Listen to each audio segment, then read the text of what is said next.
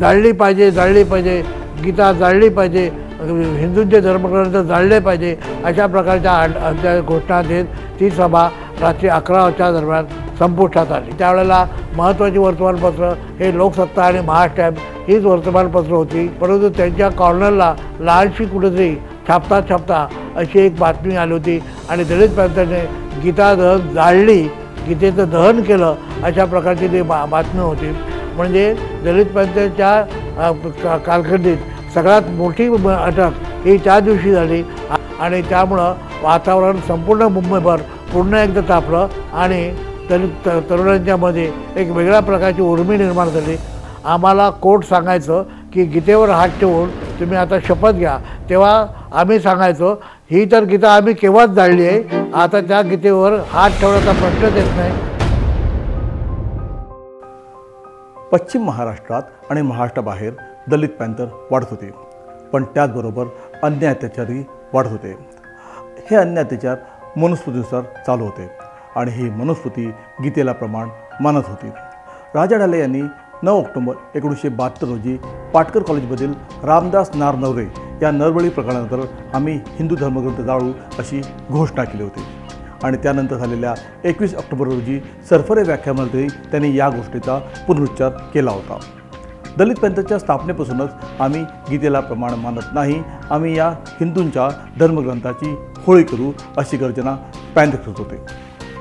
निवडणुकीवर बहिष्कार या भूमिकेचा प्रसार करण्यासाठी 6 मार्च 1973ला रात्री 8 वाजता नायगाव येथील ललित कला भवन समोरील जागेत एका जाहीर सभेचे आयोजन करण्यात आले।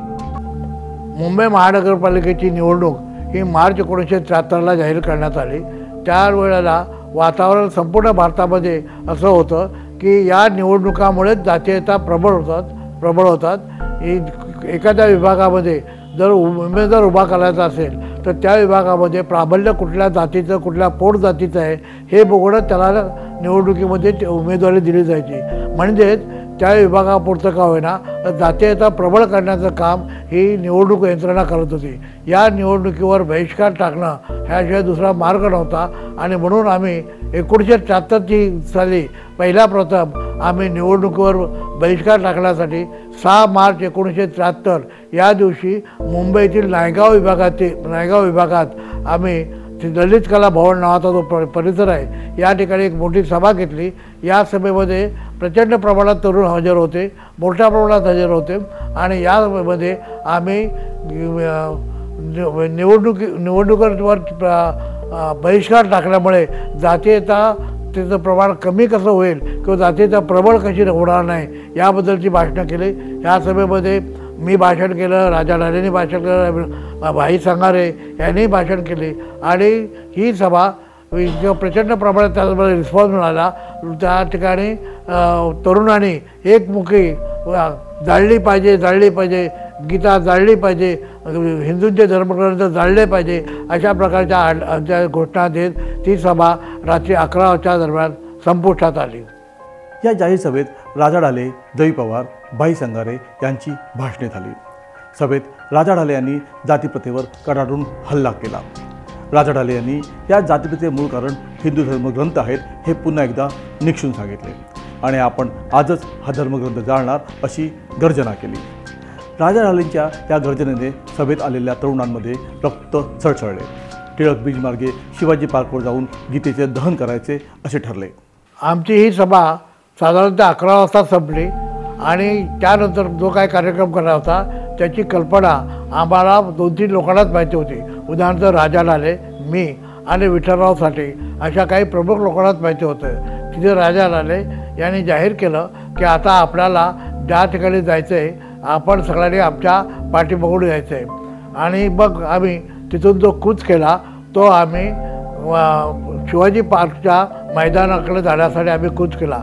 आमचा जो मार्ग होता तो ह्या टिळक ब्रिज शिवाजी पार्क असा होता। शिवाजी पार्कच्या टिळक ब्रिजला गेला त्या ठिकाणी मनोहर जोशी यांच्या निवडणुकीची प्रचारसभा चालू होती।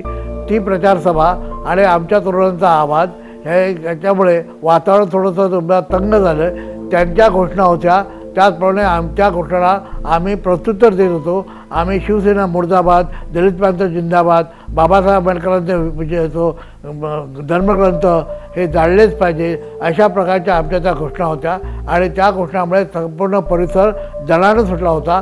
आता पोलिसांना आणि बाकीच्या सगळ्यांना हे कळलं होतं की आता नेमका पुढचा प्रोग्राम काय असेल हे कळलं होतं.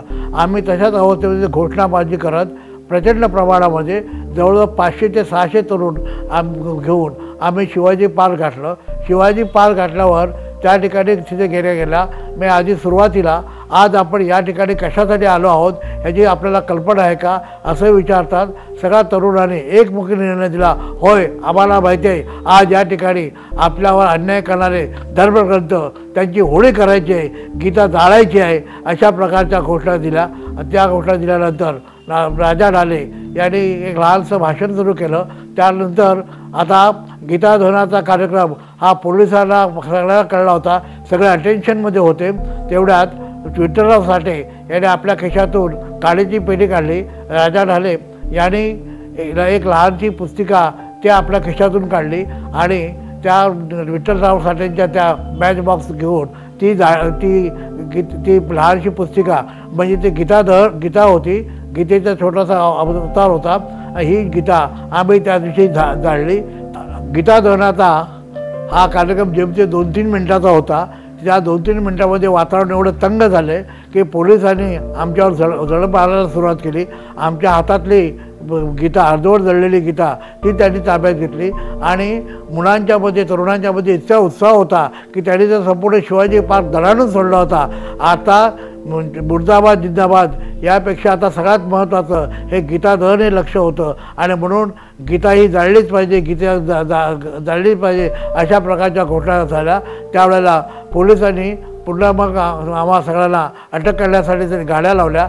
याच्यामध्ये 200 जवळजवळ त्यावेळेला किती लोक झाले असतील ते माहीत नाही, परंतु त्यानंतर ज्या गाड्या जिकडे तिकडे पोलीस स्टेशनला गेल्या एका गाडीतून मलाही नेण्यात आलं, मलाही अटक करण्यात आली आणि तिथे गेल्यानंतर सगळ्या पोलीस स्टेशनची एकंदर संख्या जे त्यावेळेला माहीम पोलीस स्टेशन होतं, ह्या माहीम पोलीस स्टेशनला प्रामुख्यानं या तरुणांना ठेवण्यात आलं होतं, मलाही तिथे ठेवण्यात आलं होतं. आणि मग तरीसुद्धा या सगळ्यांची जी संख्या झाली, ज्याला अटक करण्यात आली अशा सगळ्यांची 264 संख्या झाली. म्हणजे दलित पॅंथरच्या कालखंडीत सगळ्यात मोठी अटक ही त्या दिवशी झाली. आता प्रश्न होता, वातावरण तर तंग झालं होतं, 12 वाजून गेले होते, दुसऱ्या दिवशीच्या वर्तमानपत्रात मोठी बातमी येणार नव्हती ह्या मला माहिती होतं, परंतु तरीसुद्धा काही वर्तमानपत्र म्हणजे त्यावेळेला महत्त्वाची वर्तमानपत्र हे लोकसत्ता आणि महाराष्ट्र हीच वर्तमानपत्र होती. नवशक्ती होतं ही पत्र होती, परंतु त्यांच्या कॉर्नरला लहानशी कुठेतरी छापता अशी एक बातमी आली होती आणि दलित पॅंथरने गीता दहन जाळली, गीतेचं दहन केलं अशा प्रकारची ती बातमी होती. आणि त्यामुळं वातावरण संपूर्ण मुंबईभर पुन्हा एकदा तापलं आणि तरुणांच्यामध्ये एक वेगळ्या प्रकारची उर्मी निर्माण झाली. मला इथे एक नमूद करावंसं वाटतं की या गीता दहनाबद्दल अनेक भाषेमध्ये भाषण करणारे भाई संघारे आणि अविनाश मातेकर त्या दिवशी मात्र त्या गीता दहनाच्या कार्यक्रमावर नव्हते. नामदेव ढसाळचे त्या काळात पुण्यातच असायचे, त्याला मी त्यावेळेला मोबाईल वगैरे काय नव्हतं, त्यांना मी तार करून बोलवलं होतं पण तेही वेळेवर आले नाहीत. फक्त त्या दिवशी गीता दहनाच्या त्या महत्त्वाच्या कार्यक्रम केला तो राजा ढाले, जयवी पवार आणि विठ्ठलराव साठे हे त्यावेळेला दुसऱ्या दिवशी म्हणजे तिसऱ्या दिवसाच्या वर्तमानपत्रात हीच नावं झळकली होती आणि यांच्याच नेतृत्वाखाली गीतेचं दहन करण्यात आलं असं. आणि त्यामुळं पुन्हा एकदा मुंबईमध्ये शिवसेना विरुद्ध दलित पॅंथर असे एक प्रकारची मोठी आखाडाच निर्माण झाला आणि ठिकठिकाणी दंगल सदृश्य वातावरण निर्मिती झाली. आमचे तरुण जे एकेकाळी ते शिवसेनेमध्ये ते नंतरच्या काळात आमच्याकडे आले होते, हे सगळे तरुण शिवसेनेच्या त्यांच्या पूर्वीच्या सगळे भिडले होते आणि अख्खी मुंबई ही एखाद्या ज्वालामुखीच्या तोंडावर असावं त्यासारख्या अख्खी मुंबई ज्वालामुखीच्या तोंडावर होती. म्हणजेच वातावरण इतकं तंग होतं की कोणत्या वेळेला काहीही कम्युनल म्हणजे जातीय दंगली प्रत्येक विभागात सुरू होतील अशा प्रकारचं वातावरण होतं. दुसऱ्या दिवशी या गीता दहनाची बातमी काही वृत्तपत्रात प्रसिद्ध झाली। जातीय प्रचार केल्याचा आरोप सान मराठा या वृत्तपत्राने केला। पोलीस गुप्तचर विभागाने मात्र नेहमीसारखे चुकीचा अहवाल देताना राजा ढाले यांनी गीता हा हिंदूंचा पवित्र धर्मग्रंथ नाही असे म्हणून गीता दहन करण्याचा प्रयत्न केला, परंतु पोलिसांनी हस्तक्षेप करून अर्धवट जळलेली गीता ताब्यात घेतली व 264 जणांना अटक केली असा विपर्यास्त अहवाल दिला। या 264 लोकांना जामीन वगैरे देण्याचे सगळे प्रकार झाल्यानंतर ही केस बरेच दिवस चालली होती। ही केस नायगावच्या न्याय मंदिरात म्हणजे नायगावच्या कोर्टामध्ये ही केस बरेच दिवस चालली होती।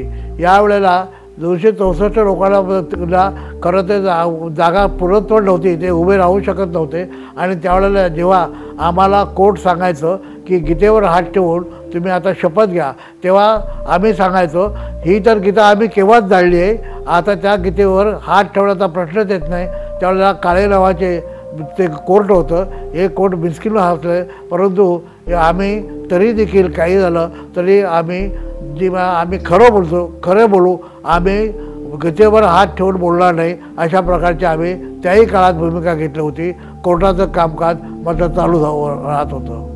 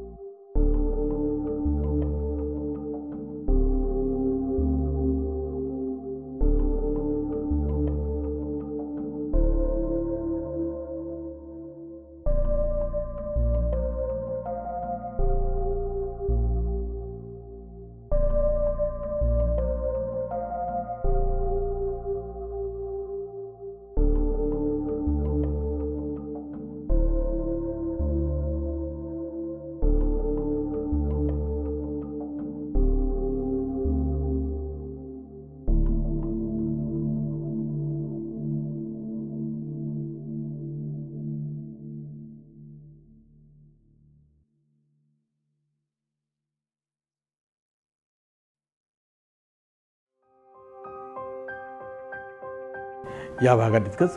पुढील भागात पाहू 9 मार्च 1973ला मुंबई महानगरपालिकेच्या निवडणुकीवर दलित पॅंथरने बहिष्कार पुकारला। 1972 साली जन्मलेल्या दलित पॅंथरचा हा पहिलाच बहिष्कार होता। बाबासाहेबांनी महत्प्रयासाने मिळवलेल्या अधिकारांवर दलित पॅंथर पाणी फिरवते असा अपप्रचार केला गेला। डॉक्टर आंबेडकर थॉट्स मिनिट्स या चॅनलला लाईक करा, सबस्क्राईब करा, बेल आयकॉन दाबा आणि शेअर करून जास्तीत जास्त लोकांपर्यंत पोहोचवा।